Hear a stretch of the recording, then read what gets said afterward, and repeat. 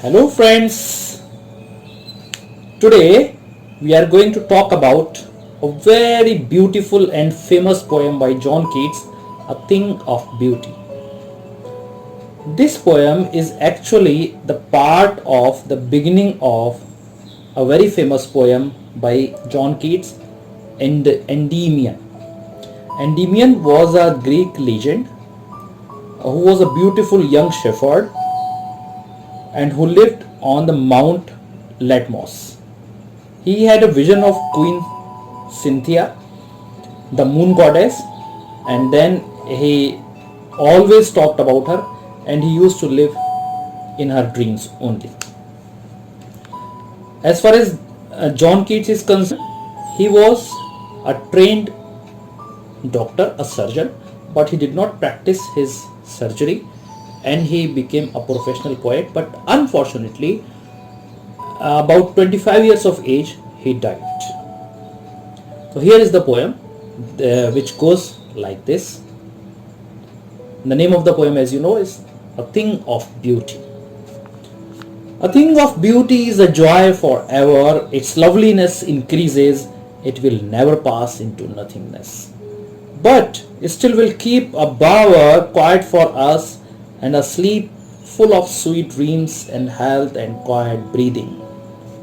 Therefore, on every morrow are we wreathing a flowery band to bind us to the earth, spite of despondence, of the inhuman dearth of noble natures, of the gloomy days, of all the unhealthy and o'er-darkened ways made for our searching. Yes, in spite of all, some shape of beauty moves away the pall from our dark spirits. Such the sun, the moon, trees old and young, sprouting a shady boon for simple sheep, and such are daffodils with the green world they live in, and clear rills that for themselves a cooling covert make against the hot season. The mid-forest break, rich with a sprinkling of fair musk rose blooms, and such too is the grandeur of the dooms we have imagined for the mighty dead. All lovely tales that we have heard or read, an endless fountain of immortal drink pouring unto us from the heavens brink. So this was the poem for you. Kindly make 2, 3, 4 readings before you actually go through the poem, because when you do the reading of the poem, you start understanding it, you start the feeling of it. Now I'll give you the words, the unfamiliar words which are there in this poem, and then we will talk about it line by line, sort of summary I'll give you, and then we'll discuss important examination questions which have been asked in the previous years by CBSE. So here it goes.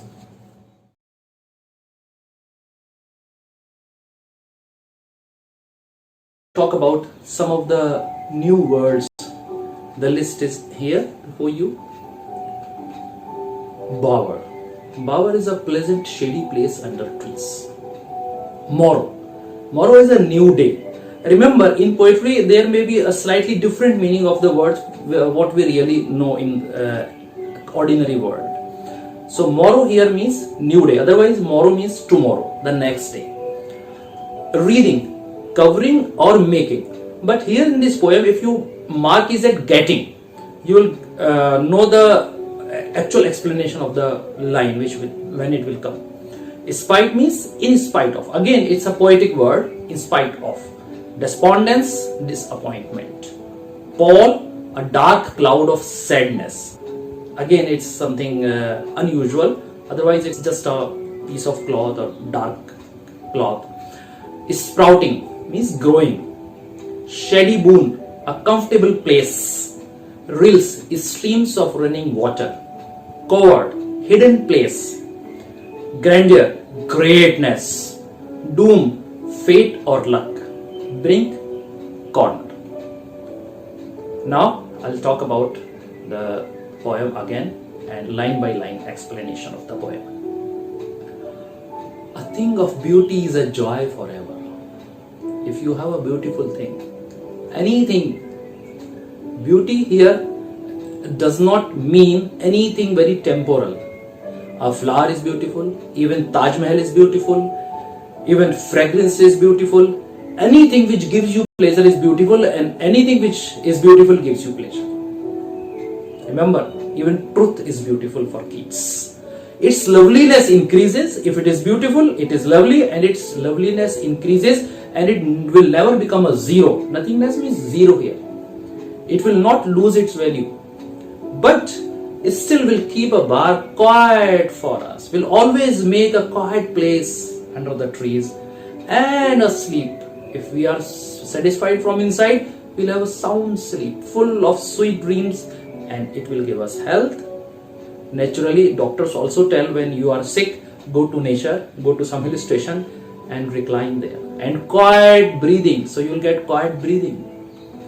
Therefore, on every morrow, every new day, are we reading, we are getting actually a flowery band to bind us to the earth. It is believed in the scriptures that the earth is actually bound by the golden chains which are tied from God's feet in the heaven.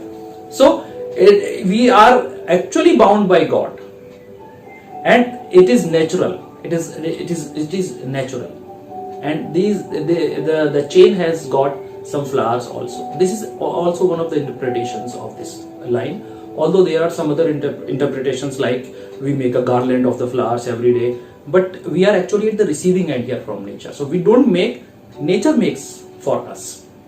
And in spite of despondence of the inhuman dearth of noble natures, okay, so what if noble natures are not available? They are in dearth. Dearth means lack of. They are not in plenty of. So what? We have got nature, we have beautiful things. They will give us solace, they will give us comfort of the gloomy days, of all the unhealthy and over dark. This is over. O''er. This is over darkened ways made for our searching. And this is for us. Yes, in spite of all these things, some shape of beauty moves away the point. You just see a beautiful thing, and all this gloominess goes away from our dark spirits. Such the sun. Sun is natural. Moon, again natural. Trees old and young, sprouting a shady moon for simple sheep. Everything in nature gets its turn, gets its share. Even the simple sheep will get all these things. The sun is shining for sheep also, for us also. And such are daffodils. So daffodils are not only for human beings, they are for butterflies as well, they are for bees as well.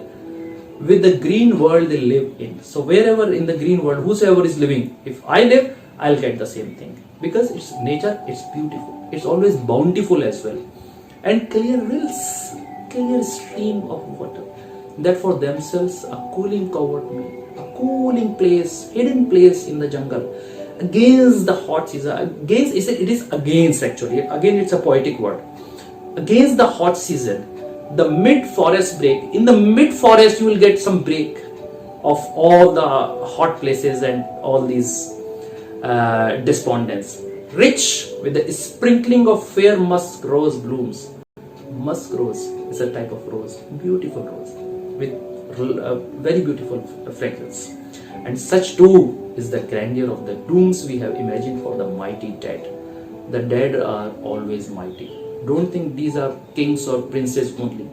Anybody who is dead is mighty, because we always respect our dead people, our forefathers, our ancestors. We always say Swargvasi, late. So all of them, for whom we think that they are mighty, we have imagined that they are in heaven with God. So we have imagined a good luck for them. Doom here means good luck. Not only luck, not only fate, it's good luck basically. And all lovely tales that we have heard or read, all these tales, they also give us what? They give us beauty. And beauty gives us pleasure. An endless fountain of immortal drink. Immortal. What is immortal drink? Again it is pleasure. Again it is truth. Again it is beauty. Pouring unto us from the heavens drink. Heaven means God. For romantics, heaven is God. And nature also is a part of God for them. So God is giving us all the time His bounties through nature.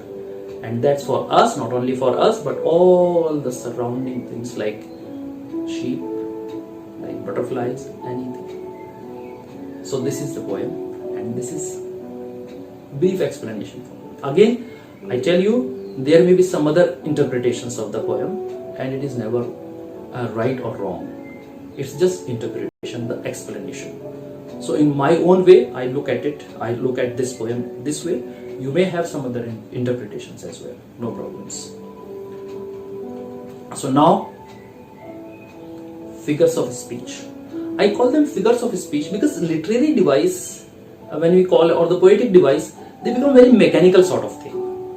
In literature, figures of speech is the better word for that. Although we call them literary device also or poetic device also, that doesn't matter, but I call them figures of speech. So in this poem, means the thing of beauty, a thing of beauty, Keats has used the metaphor, alliteration and imagery as poetic devices. Metaphor is obviously used in a thing of beauty as a joy forever in the first line itself. Then reading a flowery band, bar quiet and sweet dreams. And the vast use of imagery can be found in the phrases like flowery bands, shady moon, daffodils in green world, clear rills, grandeur of dooms, cooling covert, and endless fountain of immortal dreams. This all gives us the imagery. Imagery means they create images before us when we read them. So we get the imagery of a forest where these clear rills are going, where grandeur of dooms, shady moon, all these things. And there are some alliterations as well, and the examples can be traced in cooling covert. Alliteration is a repetition of the same sound or same letter. So cooling covert, bend to bind, noble natures. These are some of the examples of alliteration from the poem. And then the rhyme scheme. Rhyme scheme is very interesting here in this poem because it is written in couplets. Couplet means two lines rhyming together. So the rhyming scheme will become A, B, B, C, C, D, D. So it's written here for you. A means the first and second line rhyme together. B, B means third and fourth line rhyme together, and similarly, and so on. Now some important questions from the previous year's examinations. List the things of beauty mentioned in the poem. So we all know what are the things which are in the nature. List the things that cause suffering and pain. So there are two types of things described by the poet here. So you can make two lists. One list, all the good things which gives us pleasure, which are beautiful, and all the things which are not beautiful and which don't give us pleasure. They give us suffering, pain, and all those things. What does the line, therefore are we reading a flowery band to bind us to earth, suggest to you? This is very important. As I told you, if you make the meaning of reading as getting, so we are getting everything from God, whether it is flowers or anything in nature or the cooling covert, anything. So therefore are we reading a flowery band means all the flowers are being given to us by God, by nature. What makes human beings love life in spite of troubles and sufferings? Again, beautiful things, nature, truth is beauty, beauty is truth. Keats says in one of other poems. This poem is taken from Endymion, one of the long poems of Keats. Why is grandeur associated with the mighty dead? Again, I have told you, grandeur is associated with the mighty dead. Why the dead are mighty? First of all, because they are with the God, so they are mighty. They are in a better place than we are. And then grandeur, they are living life kingly with God. How is a thing of beauty joy forever? This is very important. Anything which is beautiful will always be everlasting for you. It will give an everlasting happiness to you. Beauty is a joy forever. It will always please you and please all. What images does the poet use to describe the beautiful bounty of the earth? So what are the images? Imagery, I have told you, the image which you form in mind after reading some of the lines of the poem. So what are those images which you get from Keats? So there are so many images, you can note them down. For example, cooling covert, flowery band, simple sheep. So you can make an image of the forest itself. The sun, the moon, shady trees, streams of water, and green bushes, musk rose, all these things, they give us pleasure. So I hope, I was very fast in this video because the poem is quite long.